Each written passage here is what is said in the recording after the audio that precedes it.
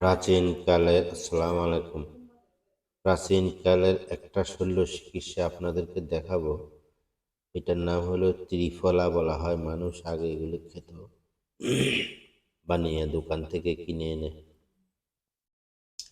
রাত্রের বেলা ভিজে রাখতো, সকালে পানিগুলি খেত। এটা হলো বহেরা। বহেরা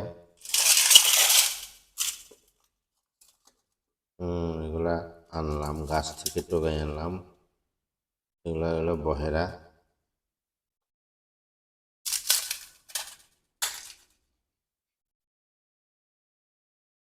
আর এগুলি হলো আমাদের নোয়াখালী ভাষায় পাট্টি বলা হয়, বই ভাষায় বলা হয় হরিতুকি। বই ভাষায় বলা হয় হরিতুকি। ওগুলা গাছের নিচ থেকে কুড়িয়ে আনলাম।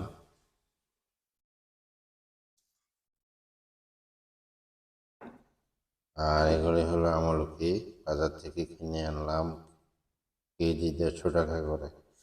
রৌদ্র শুকায় ফেলছে, রৌদ্র দিয়ে শুকায় ফেলছে।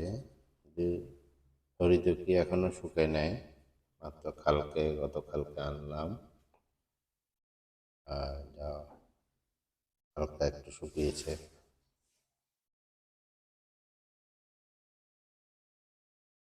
ওরা শরীরের জন্য, সর্দি জ্বর কাশি খুবই উপকারী একটা ফল, ঔষধি ফল। ওকে, ধন্যবাদ, ভালো থাকবেন। আসসালামু আলাইকুম।